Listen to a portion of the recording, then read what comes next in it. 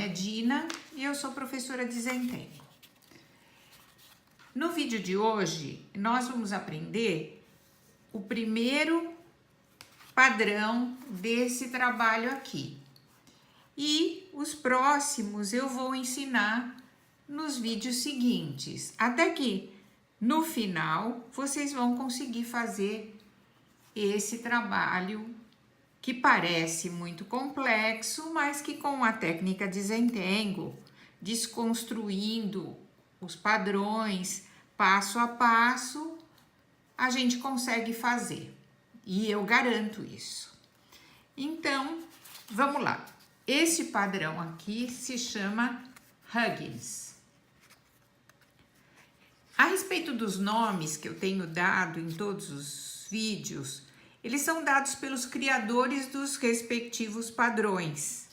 Muitos nomes não têm significado, são palavras inventadas, enquanto que outros são sobrenomes, apelidos de pessoas ou se referem a alguma coisa que os padrões lembram. E são palavras que são usadas em todos os 46 países onde existe o Zentengo hoje. Então vamos lá, vamos começar este padrão aqui que se chama Huggins. Para isso, eu tenho aqui o meu tile de 9x9 no papel Canson Desenho 200, que tem uma textura que vai me facilitar na hora de desenhar.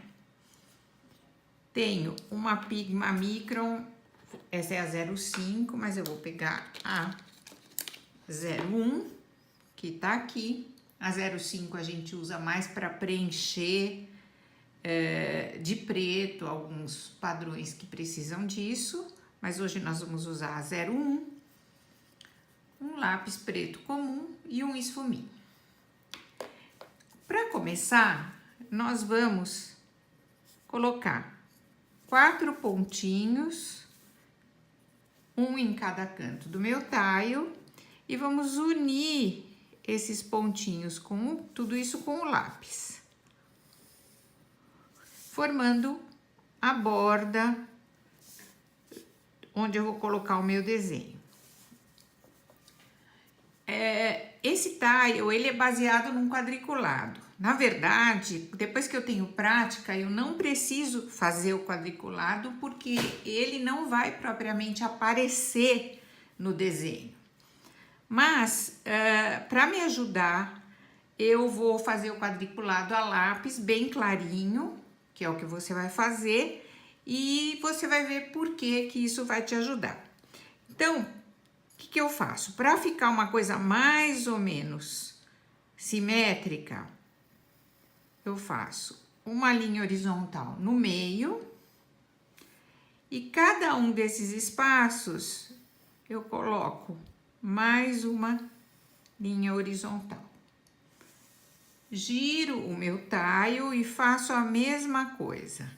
Uma linha no meio e cada um desses espaços eu coloco uma nova linha. Então, eu fiquei com esse resultado. Agora, eu passo a usar a caneta e com ela eu vou colocar bolinhas, assim, em cada encontro de linha horizontal e vertical. Eu coloco também nas extremidades e também aqui em cima, nas extremidades. Estão vendo? Então, não são pontos, são bolinhas, tá? E eu vou preencher desta forma aqui. Então, esse é o resultado. E se o seu quadriculado não ficou totalmente igual, não tem problema. Isso aqui é Zentengo, não é desenho geométrico. E a gente não usa régua, então fica assim mesmo. E o resultado é tão bonito quanto. Com os meus, as minhas bolinhas, todas elas no lugar, eu vou começar a traçar o próximo passo. O que eu vou fazer? Eu vou juntar, como se fosse um parênteses, a bolinha de baixo com a de cima, desta forma aqui. Notem que eu saí aqui de baixo e cheguei aqui em cima. Eu abracei a bolinha por baixo e abracei por cima. Esse padrão, ele é baseado em espelhamento. O que quer dizer espelhamento? Eu tenho um C nesse sentido desse lado, então do outro lado eu vou fazer o mesmo C, só que espelhado, desse jeito aqui.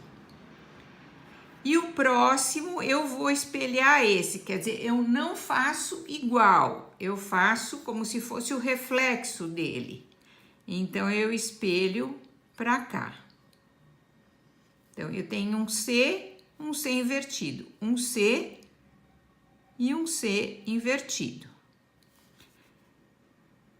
Esse C invertido, então agora o próximo é um C normal. Então, tá feita a primeira linha. Se a primeira linha está assim, a segunda é exatamente o oposto. Então, esse C está normal, este aqui já começa assim. E a partir dele, eu sei que esse é invertido, então esse é o normal. Se esse é o normal, este é o C invertido. Se esse é o invertido, este é o normal. Terminei a segunda linha. A terceira é igual à primeira. Por quê? Porque se esse aqui tá virado para cá, tá invertido, esse começa normal. Ele necessita de muito foco e muita atenção. Mas é exatamente isso que a gente busca no Zentangle.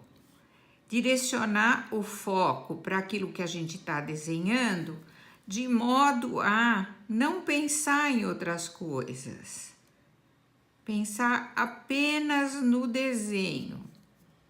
De modo que os outros pensamentos da vida da gente, do dia a dia, passem para um segundo plano. E acreditem, com isso a gente tem mais facilidade para lidar com os nossos problemas. Então, aqui está esse primeiro momento que eu fiz. As linhas a lápis de vocês deverão estar bem mais claras do que as minhas. Então, por causa disso, depois eu vou apagar as minhas linhas a lápis para não atrapalhar o resultado final, tá? Eu fiz um pouquinho mais escuras para vocês verem. O que eu vou fazer agora? Eu tenho estas linhas horizontais, agora eu vou girar o meu tile e vou fazer a mesma coisa no outro sentido. O que eu tenho que prestar atenção aqui? Primeira coisa, a coisa mais importante é prestar atenção no primeiro quadradinho que eu tenho aqui. A partir disso vai ficar fácil. No primeiro quadradinho eu tenho as duas linhas, uma de encontro à outra, certo? Essa tá de encontro a essa, elas estão fechando, elas estão indo para dentro. Se elas estão indo para dentro, consequentemente, eu preciso fazer com que esta próxima vá para fora, deste jeito aqui. Feito isso, nesse primeiro espaço, o resto fica fácil, porque se esse tá um C, este é um C invertido. Se esse é um C invertido, este é um C. Se esse é um C, este é um C invertido. E assim por diante. Então, agora eu continuo fazendo o mesmo raciocínio que eu fiz inicialmente. Aqui tá um C, aqui é um C invertido. E eu vou espelhando o meu desenho desta forma aqui. Eu tenho aqui um C invertido, então aqui eu vou fazer um C. Tomando cuidado para abraçar a bolinha, tanto em cima como embaixo. Então, eu não começo o meu traço aqui. Eu dou a volta em torno da bolinha e dou a volta na chegada. Com esses traços todos, às vezes a minha bolinha vai ficando meio deformada ou meio estranha. É para isso que depois, no final, a gente preenche, tá vendo? Pode preencher assim ou pode preencher tudo, para limpar mais o meu desenho. Vamos continuar. Aqui tá um C, então aqui eu faço um C invertido. Um C invertido. Um C e um C invertido. E esse é o resultado por enquanto. Agora eu vou apagar as minhas linhas a lápis para que vocês vejam melhor o resultado que a gente tá querendo buscar. Então aqui eu apaguei as linhas a lápis, que no caso de vocês talvez não precisem, porque vocês devem ter feito bem clarinho.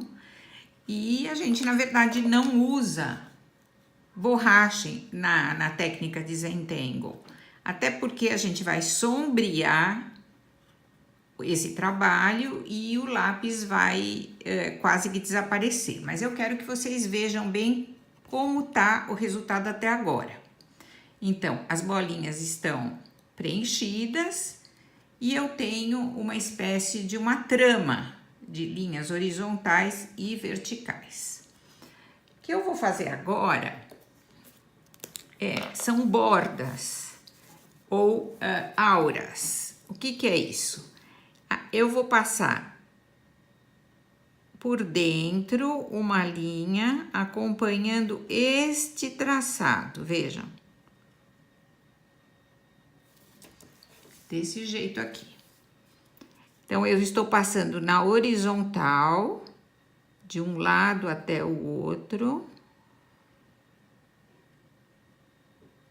E essas auras, elas são exatamente paralelas às linhas que eu tracei inicialmente. Então, tô fazendo neste sentido primeiro, e depois eu vou girar o meu taio e fazer no outro sentido. Então, são auras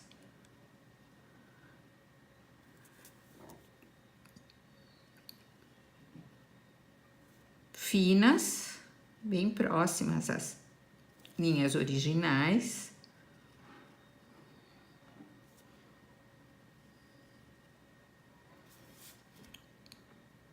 Vejam que um desenho que parece uma trama e que parece originalmente muito difícil, desconstruído passo por passo, fica uma coisa mais simples. Agora, eu vou fazer no outro sentido. Então, eu fiz nesse sentido, agora eu vou fazer no outro sentido. Eu girei o tile e vou continuar fazendo as auras. Auras, lembrando, são linhas paralelas às linhas já existentes, na linguagem do Zentangle. Se é sua primeira vez aqui no canal, eu peço que você se inscreva, dê um like aqui embaixo e pode até ativar o sininho para ser avisado toda vez que eu publicar um vídeo novo. Lembrando que eu tenho Instagram, Facebook, com o nome de Meditarte Zentangle. E se vocês quiserem me seguir, vai ser muito bom.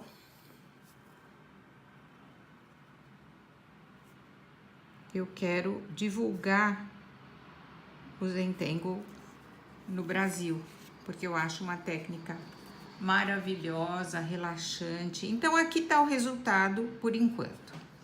Como eu tenho esta borda, o que eu vou fazer agora, não precisaria, e depende dentro do trabalho que eu estou fazendo, eu às vezes não coloco, mas aqui a título de acabamento, eu vou colocar uma aura aqui fora, só nesses que estão em volta, vejam, só nesses que estão na extremidade. Quando eu traço uma aura, eu sigo paralelo, exatamente paralelo ao que eu já tenho. Então, eu tô fazendo isto aqui. Tá vendo? Acompanhando as linhas que eu já tenho.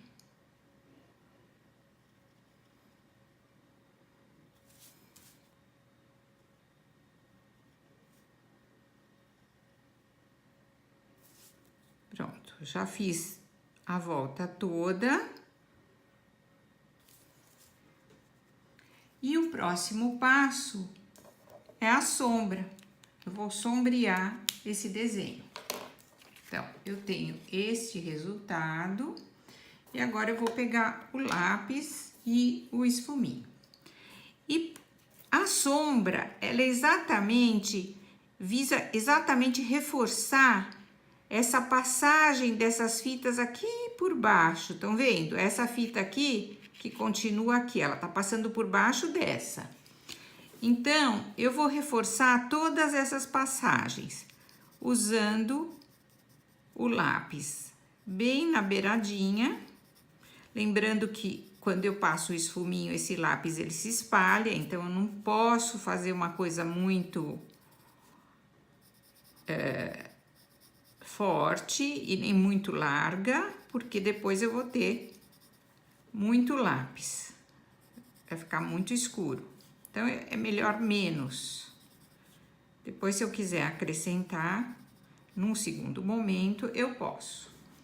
Então, eu tô passando o lápis em todas essas fitas que estão passando por baixo destas aqui. Dessa forma aqui. E vou passar também nas extremidades, porque é como se essa fita estivesse continuando para um lugar que eu não tô vendo. Por causa disso, eu vou passar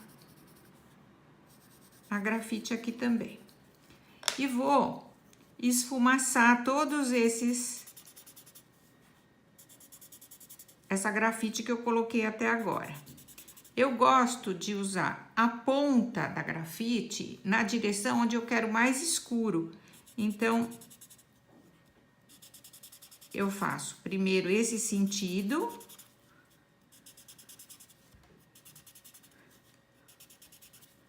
Todos eles. Agora, eu giro meu tile e faço no outro sentido.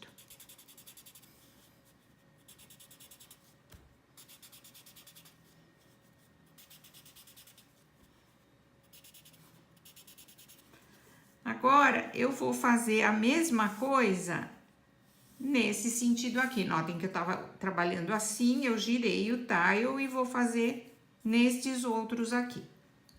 E aqui está o Huggins sombreado, tanto na horizontal como na vertical. Lembrando que eu sempre trabalho na horizontal.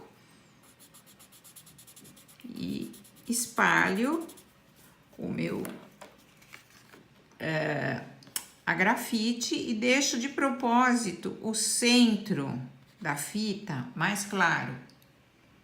Por quê? Porque a luz bate mais aonde a fita não está passando por baixo de nada. Tá aqui o meu Huggins, que é o primeiro padrão desse trabalho aqui. E eu espero que vocês tenham gostado, fiquem ligados, eu vou continuar ensinando os padrões desse trabalho aqui.